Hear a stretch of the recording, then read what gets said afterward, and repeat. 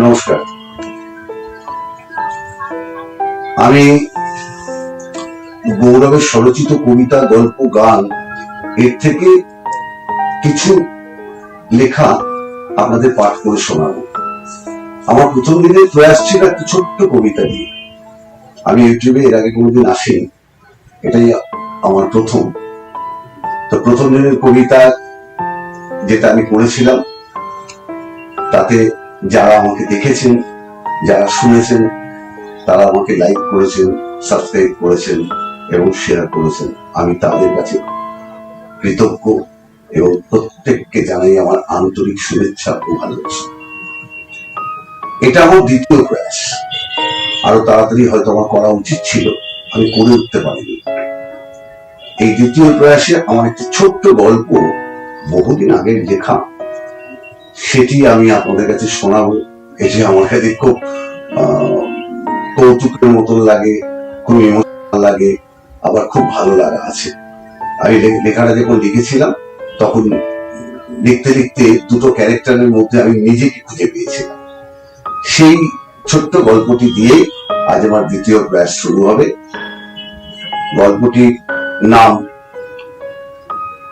অস্তিত্ব। ষাটূর্ধ্বের এক ভদ্রলোক আর ভদ্রমহিলা, যারা বম্বে থাকেন মাল্টিস্টোরি বিল্ডিং এর 10 তলায়। তাদের একমাত্র মেয়ে, বিবাহিত, পুজোর সময় তার হাজবেন্ড এবং বাচ্চাকে নিয়ে বাবা মার কাছে বেড়াতে এসছে। গল্পটা শুরু এখান থেকেই যে পুজো মিটে যাওয়ার পরে সে তার বিদেশে, তারা কর্মরত, তারা বিদেশে ফেরত যাচ্ছে। বাবা মা তাদের বম্বে এয়ারপোর্ট ছেড়ে দিয়ে আসবে, এই নিয়ে তার দুজন হাজবেন্ড ওয়াইফ বাচ্চাকে নিয়ে দাদু দিদা তাদের এয়ারপোর্টে ছেড়ে দিয়ে রাত্রিবেলা ব্যাক করে আসছে তাদের মেয়েদের বাড়িতে। যথারীতি গাড়ি এসে মাল্টিস্টোরি বিল্ডিং এর তলায় দাঁড়ালো। তারা হাজবেন্ড ওয়াইফ দুজনে নেমে পড়লেন। ড্রাইভার গাড়িটা পার্ক করে গাড়ির চাবি মালিকের হাতে দিয়ে গুড নাইট বলে চলে গেল। ভদ্রলোক ভদ্রমহিলা 2-4টে সিঁড়ি পেরিয়ে বাড়ির মধ্যে, বিল্ডিংটার মধ্যে ঢুকে তারা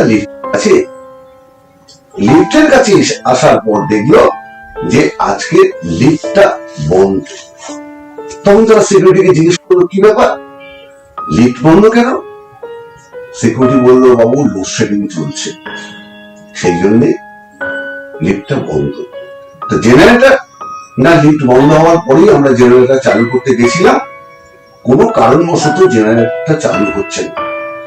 তো মিস্ত্রি আনা হয়েছে, তার দেখে হচ্ছে, কিন্তু আজকে রাত্রিরে কোনোভাবেই জেনারেটর চালু করা যাবে না, কাল সকাল না হবে।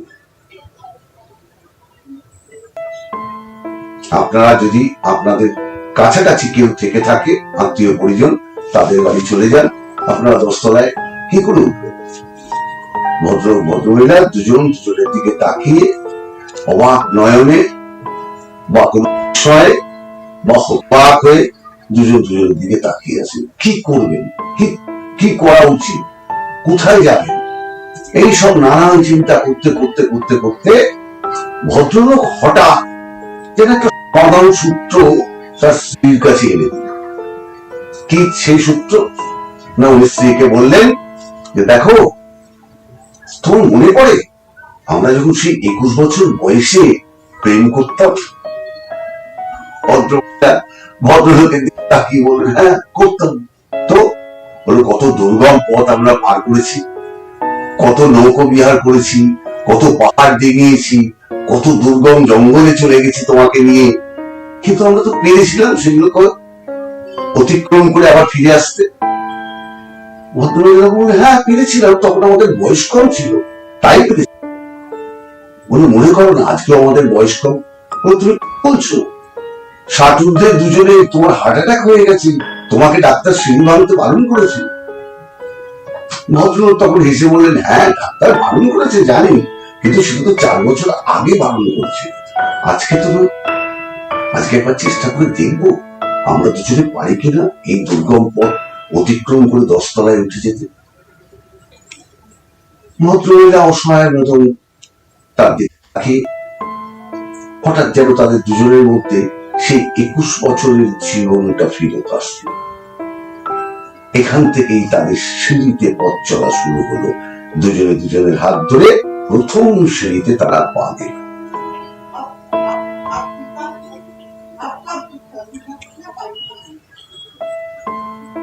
ক্রমে ক্রমে 1 2 3 4 5 6 করে সিঁড়িতে ওপরে উঠতে আরম্ভ করল।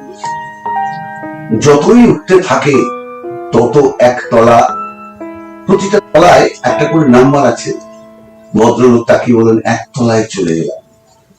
তারপরে উঠতে উঠতে উঠতে 2 তলা, তারপরে উঠতে উঠতে উঠতে 3 তলা। ভদ্রমহিলা 3 তলায় এসে থমকে দাঁড়ালেন, হাঁপাতে শুরু করলেন। ভদ্রলোক হাঁপাচ্ছেন। করতে করতে 4 5 6 7 8 9, এই 9তে যখন তারা উঠে গেল তখন ভদ্রলোক ভদ্রমহিলার পিঠে হাত দিয়ে বললেন, দেখো আমরা অতিক্রম করতে পেরেছি। 21 বছরের জীবন আজও আমাদের যায়নি, আমাদের অন্তরের মধ্যেই লুকিয়েছে প্রেম, ভালোবাসা, বিশ্বাস। ভদ্রমহিলা তাকালেন, আর একটা তলা পারবো না, চলো চেষ্টা করে দেখি বলে ভদ্রলোক ভদ্রমহিলার হাত চেপে ধরলেন। ধরে 10 তলার দিকে এগোতে শুরু করলেন। করে করে করে করে একটু একটু করে একটু একটু করে সিঁড়ি ধরে ধরে 10 তারা তাদের ফ্ল্যাটের সামনের কোলাশ্রমের গেটের সামনে এসে দাঁড়ালেন। ভদ্রলোক কোলাশ্রমের গেটটা ধরে দাঁড়িয়ে হাঁপাতে আরম্ভ করলেন। স্ত্রীও হাঁপাচ্ছেন। ভদ্রলোক আস্তে করে স্ত্রীকে বললেন, দাও তোমার ব্যাগ থেকে চাবিটা দাও। ভদ্রমহিলা বললেন, চাবি আমাকে দিয়েছেন? ভদ্রলোক বললেন, হ্যাঁ, চাবি তো সবসময় তোমাকেই দিই। ভদ্রমহিলা তার ভ্যানিটি ব্যাগটা হাত থেকে বার করে চেন খুলে হাত ঢুকিয়ে চাবি খুঁজতে শুরু করলেন। কিন্তু না, অনেক কিছু মধ্যে হাত ঢুকিয়ে নাড়াচাড়া করতে করতে করতে করতে ওই চাবিতে তো হাত পড়ছে না। ভদ্রমহিলা তখন মাটির মধ্যে তার ভ্যানিটি ব্যাগটা 3টে চেনই খুলে উপর করে দিল। তার থেকে অনেক কিছু মেয়েদের প্রসাধনী ছড়িয়ে পড়ল, কিন্তু চাবি পাওয়া গেল না। ভদ্রমহিলা বলল, তোমার পকেটে নেই? ভদ্রলোক আবার নিজের জামা, প্যান্টের পকেট, পেছনের পকেট সব খুঁজতে আরম্ভ করলেন, কিন্তু চাবি কোথাও নেই। ভদ্রলোক তখন তাকে বললেন, চাবি কোথায় গেল? ভদ্রমহিলা বললেন, তুমি আজ আমাকে চাবি দাওনি, মনে করে দেখো চাবি কোথায় রেখেছ। ভদ্রলোক এবার মনে করতে শুরু করলেন।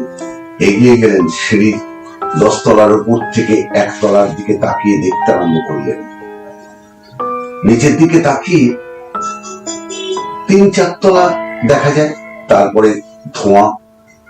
ভদ্রলোক মনে করতে লাগলেন, ও খোকা চাবি নিচে নেমেছিল, আমার হাতে চাবি দিয়ে বলেছিল, বাবা চাবিটা তোমার গাড়ির পেছনের ব্যাগে রাখো, মনে করে নিয়ে নেবে তো। ও তো পেছনের ব্যাগে চাবি তো সেখানেই রাখা আছে, আমি তো নেমে এসেছি, ব্যাগ তো নিইনি, তাহলে উপায়? ভদ্রমহিলা অঝরে কেঁদে ফেললেন, কারণ তাদের কাছে কোনো উপায় ছিল না। 10 তলা থেকে নেমে আবার চাবি, গাড়ি খুলে চাবি নিয়ে আবার 10 তলায় উঠে আসবে, এই শক্তিও তাদের ছিল না। তাদের ভাবনাতেও আর মেলাতে পারল না। কিন্তু চাবি না হলে তারা ঘরে থাকবে কি করে? ঘড়ির কাঁটা তখন রাত 12:30। নিরুপায়, কি করবে, কি করা উচিত? 10 তলার উপর থেকে 1 তলাকে দেখতে শুরু চেষ্টা করছেন ভদ্রলোক, আর ভদ্রমহিলা ওই সিঁড়ির মাটিতে সব ছড়িয়ে হাপুস নয়নে কেঁদে যাচ্ছেন বসে। কি করে ঘরের দিকে যাবেন? ঘরের কোলাশ্রমের গেটের দিকে, তালার দিকে তাকিয়ে আছেন, কিন্তু কোনোভাবে ঢোকার আর রাস্তা নেই, কারণ চাবির নিচে, তারা আজ ওপরে। আমার গল্পটা আমি এখানেই শেষ করব।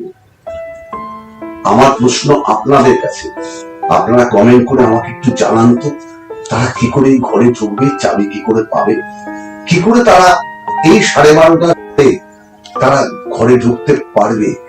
কারণ চাবিটা তাদের নিচে, ঢুকতে তাদের হবে সারা রাত সিঁড়িতে বসে থাকবে, নাকি ঘরে ঢুকবে, নাকি শোবে, না কি করবে? এর উত্তর আমার তৃতীয়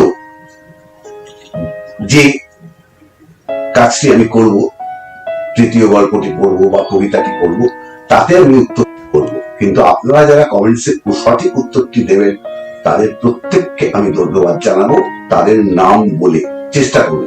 আপনারা নামটা একটু দেবেন, আমি আপনাদের নাম বলে চেষ্টা করব আপনাদের নাম বলতে, যে আপনারা সঠিক উত্তর দিয়েছেন। এর মধ্যেই সঠিক উত্তর লুকিয়ে আছে, এই গল্পটির মধ্যেই সঠিক উত্তরটি লুকিয়ে আছে। আপনারা প্রত্যেককে ভালো থাকুন, প্রত্যেককে ভালো রাখুন, খুব আনন্দে থাকুন। আমার এই ছোট্ট প্রয়াস ইউটিউবে, এটা আমার দ্বিতীয়, আগেই বলেছি। আপনারা প্রত্যেককে আমাকে আশীর্বাদ করুন, আপনারা প্রচুর লাইক করুন, প্রচুর কমেন্টস করুন, প্রচুর সাবস্ক্রাইব করুন এবং একটু শেয়ার করে দেবেন, যাতে আপনারা আপনাদের যেতে চেনা বন্ধু, তাদের তো আমি চিনি না, আপনারা চিনেন, তারা যেন এটা শুনতে পায়।